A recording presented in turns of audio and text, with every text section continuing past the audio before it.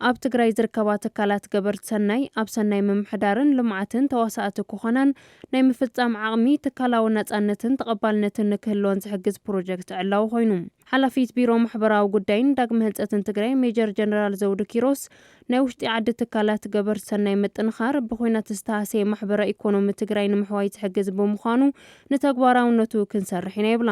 ጭራ ቦጊዳ ሒዝዎ መጽኡ ዘሎ ፕሮጀክት ማእኸሉ ነቲ ናይ ዓዲ ውሽጢ ገበርቲ ሰናያት ምጥንኻር ማእኸል ዝገበረ ስለ ዝኾነ ብጣዕሚ ኣገዳሲ እዩ ኢልና ኢና ንወስድ እና ኣፍቲ ኢኮኖሚያዊ ሕውየት ድማ እዘን ትካላት እዚአን ተጠናኺረን ናይ ባዕለን እጃም ክወስዳ እየን። ኣብዚ ሃገር ዝርከባ ትካላት ገበርቲ ሰናይ ንምሕጋዝ ልዕሊ 700 ሚልዮን ብር ካብ ሕብረት ኣውሮፓ ከም ዝተረኸበ ዝገለጹ ኣብ ሚኒስትሪ ማሕበራዊ ጉዳይን ደቂ ኣንስትዮን ፌደራል ሓላፊ ቤት ጽሕፈት ኣይተ ኣሳልፎ ኣመዲን እቲ ፕሮጀክት ኣብ ትሑት መናብሮ ዝርከቡ ክፋላት ሕብረተሰብ ንምጥንኻር ዝሕግዝ ይብሉ።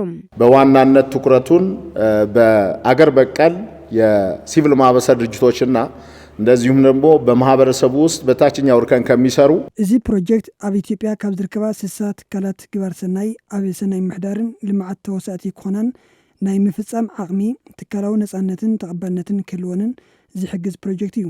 ብኣውራ ድማ ኣብ ትሑት መናብሮ ዝርከብ ክፋል ሕብረተሰብ ብምንቃሕን ብምብቃዕን ኣብ ልምዓት ንቑሕ ተሳትፎ ክህልዎ ዝሕግዝ እዩ።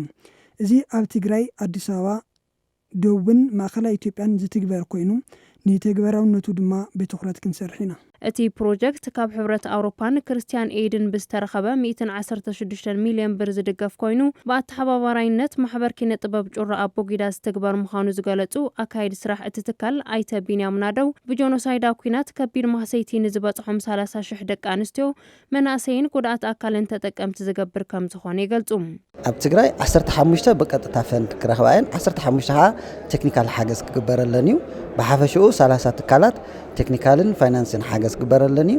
ኔትወርክ ኣብ ትግራይ ናይ ትግራይ ገበርቲ ሰናይ ትካላት ኔትወርክ ኣሎ። እቲ ኔትወርክ ድማ ንኻሚ እቲ ዝኾነ ትካላት ዓብ መዕበይ ስልጠናታት ናይ ኔትወርክ ስራሕቲ ክስራሕ እዩ። ስለዚ ጩራ ኣቦጊዳ ኣብ ትግራይ ነዘን ስራሕቲ እዚአን የተሓባብር ማለት እዩ። ኣብቲ መድረኽ ዝተረኸቡ ተወከልቲ ዝተፈላለዩ ትካላት ገበርቲ ሰናይ እቲ ፕሮጀክት ኣብ ምርግጋጽ ሕውየት ዓብዪ ግደ ከም ዝህልዎ ሓቢሮም